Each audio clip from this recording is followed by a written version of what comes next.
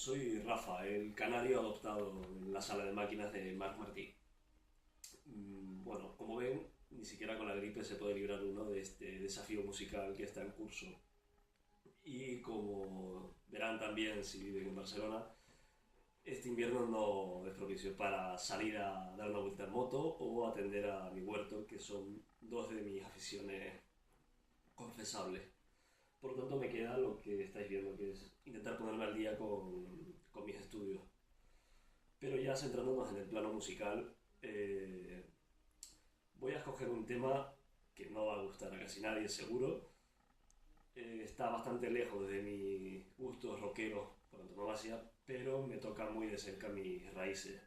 Se llama La cantata del Mensei Loco, basada en un poema de principios del siglo XX, muy cargado de sentimiento y de historia para casi cualquier canario o para bastante. Y ya en la parte de nominar, voy a nominar, aprovechando una de las virtudes de este proyecto, que es la transversalidad, voy a nominar a Tino de la Fuente. Suerte y venga, buen fin de semana.